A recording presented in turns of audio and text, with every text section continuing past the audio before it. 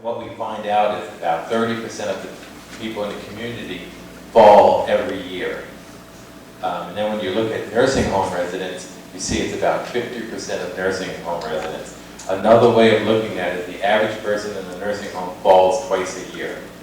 And this is why Morgan & Morgan makes so much money on falls. It's hard to prevent, and it's common, and you know, if they win 1 out of 10 lawsuits, they're doing okay. It's a big problem in the hospital, where you'll have about 6% of elderly patients falling in our hospital. And I've been on a task committee with the hospital for 10 years now trying to prevent falls in elderly. And it's very difficult to do because you're in a strange environment that when you're in the hospital, you have IV lines in, you may have catheters, you're running to the bathroom because we're giving you diuretics. And the falls in the hospital tend to be severe because the floors, are basically all concrete. And so we see a lot of morbidity with them. Falls are really associated with a lot of morbidity and mortality. And they start to cascade that we see in older people where they start declining and ending up in assisted livings and nursing homes. And if you look at somebody over the age of 80, if they fall and break their hip, and you look at them 1 year later, half of the people have died. Of the half who have lived, half of them are in a nursing home. So literally only 25% of the people over the age of 80 who fall and break their hip ever get back home. And this is why falls become such a big issue. Obviously, we're going to talk about the causes about falls and some of the risk factors, and then we're going to talk about how to prevent them. But I have to say, trying to prevent falls is definitely very difficult. It's not something that's very easy to do, and it really does take an open mind and a multidisciplinary type of approach. When we look about the mortality in elderly people, accidents is the 5th leading cause of death in older adults. So we all think about cancer and heart disease and strokes, but the 5th leading cause is accidents. And 2/3 of those accidents are from falls. So in essence, falls are contributing markedly to death in older people. And again, there's also changing locations about where you're living. 72% of U.S. fall-related deaths occur in 13% of the population. So what is that saying? That the people who die from falls are the elderly. Young people, they fall and they get up. Older people, they fall and they break bones. And part of it is they don't fall as gracefully as a younger person. They don't have the strength, and their bones aren't as strong. 8% of the population over 70, basically 8% of the visits to the emergency room are the result of falls. And you think about all your friends who are going to the emergency room. In essence, 1 in 10 is going because of a fall. 1/3 of these are hospitalized. And then 5.3% of hospitalizations are due, in this age group, are due to falls. So falls is a big reason why people are ending up in the hospital. And one of my jobs as a geriatrician is to keep my patients at the hospital at all costs, because hospitals are bad places. And it's projected that we're going to spend $32 billion related to falls. It's huge when you think about the expenditures for Alzheimer's. It's $20 billion, so even greater than that. And 42% of falls reduce their activity of the fall. And one of the things you hear over and over again is when somebody fell, they become so scared of falling again that they change everything they do. They stop going out, and the fear of falling sometimes is more crippling than actually the damage that happens from the fall. And again, it's one of the #1 reasons why people end up in assisted living or nursing homes as a result of a fall. So what happens with the aging process that predisposes people to falling? #1 is muscle weakness. As we get older, we tend to get a decrease in our muscle mass, and we tend to get weaker. And this is why one of the things we talk with our patients about is exercising and actually lifting weights. And it's comical because you meet a patient and they're 80 years old and you tell them, I want you to start lifting weights, and they look at you like you're crazy. They haven't lifted weights their whole life. But I know what happens with aging. You're going to lose muscle mass. And the only way to preserve the muscle mass or try to increase it is to exercise. There's also a reduction in the neural cell number. And you see this if you've ever had a CT scan or an MRI. The brain actually shrinks with a little bit with aging, so it's not as responsive. We also see the reduction in the nerve conduction velocity. And I know that probably doesn't mean a lot to you, but basically you see something, it comes from your brain, it's got to go all the way down to your foot. Then your foot's got to send a signal all the way back to your brain. And so that connection is slower. And thus it means that your reaction time is not as quick. And that's why they end up getting impaired reflexes. And then there's the response to hypotension. You know, we think of hypertension, which is very common in older people. But commonly in older people, if they eat, they can drop their blood pressure. And there's something called postprandial hypotension.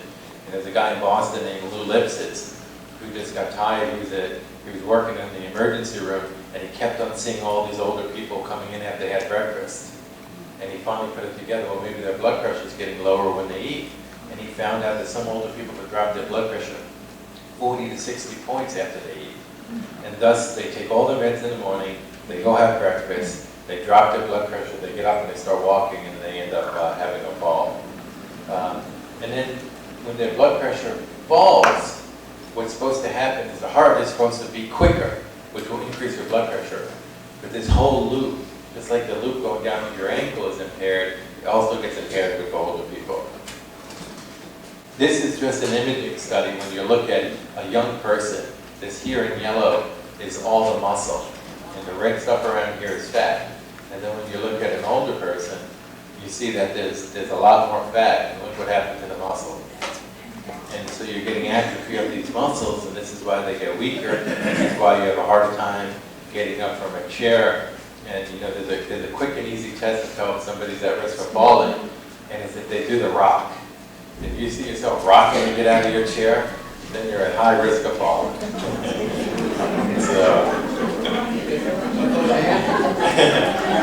So this is a picture of a nerve cell, and this is a young nerve cell. And you know, it looks like a little branch. You see all these twigs coming off of it, and you look at the older one. And so you can see how it doesn't take much to understand why the reaction times and everything else are going to be impaired.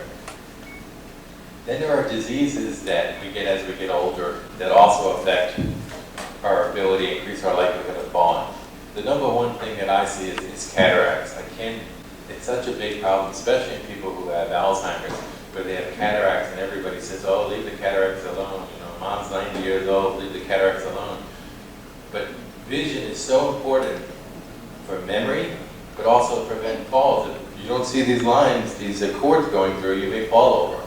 And so I'll have people who have had their cataracts that should have been out 10, 15 years ago. And the families look at me like, well, I'm crazy when I say, you got to get these cataracts out. It's different than doing some other elective surgery because it's important for the memory. It's also important to prevent falls. Hearing loss becomes an issue as well, and it's important to make sure that we have hearing aids in if we can't hear. And I know it's difficult, when you're dealing with patients who have dementia. Trust me, I've had every phone call about hearing aids and Alzheimer's you could think of. From swallowing the hearing aids, to swallowing the batteries, to losing them, to chewing on them. I've had all the phone calls, so I know they're expensive, I know they're hard to do, but they really can make a difference.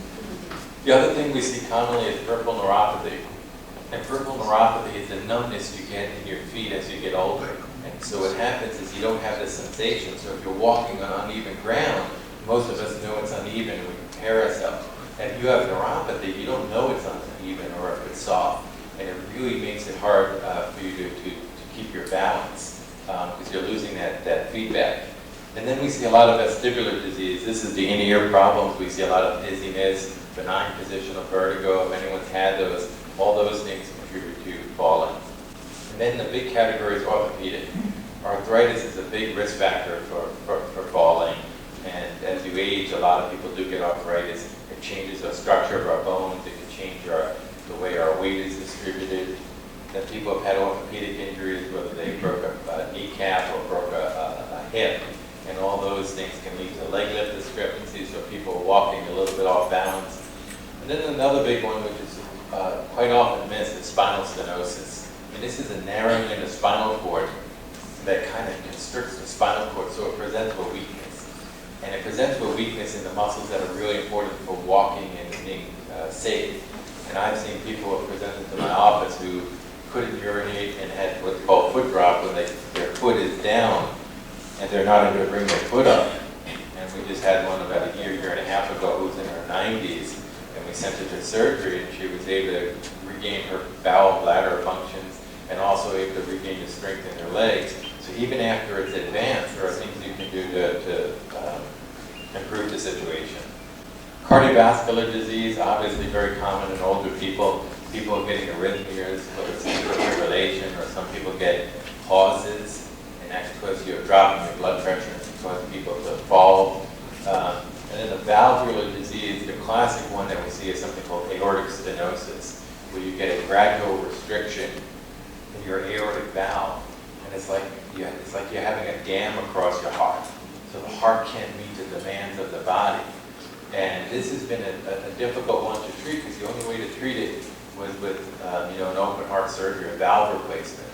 But I've had upwards now of 15 patients who've had it done, fixed through their groin. Most of them have been up at Mass General Hospital, but I've just recently had 2 done over in Miami, and wonderful outcomes. And it's you go in, you get the procedure done, and you come home the next day, compared to an open heart surgery. So if somebody's having a lot of valvular disease, age I wouldn't say is a contraindication anymore. And I think Lee Memorial is offering a procedure now, and they'll probably be down here soon. But like anything else, you're better off going to a center that has done hundreds and hundreds of them rather than being the first one somebody's doing. Postural hypertension is something I see very commonly, and this is you stand up and your blood pressure falls. And anyone who knows me, I love writing prescriptions, not for pills, but for stockings. Because if you're dropping your blood pressure when you're standing, then really the best treatment for this is to wear stockings. But what happens is you stand up and you're good for about a minute or two, and then your blood pressure falls. And unfortunately, you're halfway down your walk, wherever you're going, and there's no place to sit down, and these people end up falling to the ground. It can be difficult to treat. I take care of one patient who, when he lies down, his blood pressure is 220, and then when he stands up, his blood pressure is 60. And he passes out 6-7 times a day, and literally he just is pretty much in a wheelchair now. Carotid sinus syndrome, I'm not going to spend too much time, but there are some people who, when they shave, they can cause problems where they slow down the heart rate and they can pass out from that. But the classic example is turning the head or they're shaving. And then obviously neuromuscular diseases. Anybody who's had a stroke is at higher risk of falling. And obviously it's from either the muscle weakness or the sensory deficits they've had from the stroke. Any disorder of the myopathy, and there's hundreds of these, but muscle weakness I would put into that category. Parkinson's disease, one of the big issues with Parkinson's is they fall, and the problem with Parkinson's patients is they fall backwards. And when they fall backwards, it's very hard to protect yourself, so they get injuries to the back of their head. And when they fall backwards, they can actually break both hips at one time, which is really hard to recover from. We talked about neuropathy, and then obviously Alzheimer's disease. I got 5 falls this past weekend from one assisted living. And that's 33 or so patients. People with Alzheimer's, they don't have the awareness. They remember when they're 18 years old and they were running, and they get up and they start walking, and then legs give out, and so it's very common to have falls with Alzheimer's patients. And then it becomes hard to do the rehab after they've had injuries because there's no carryover from one day to the next, and you need real good therapists to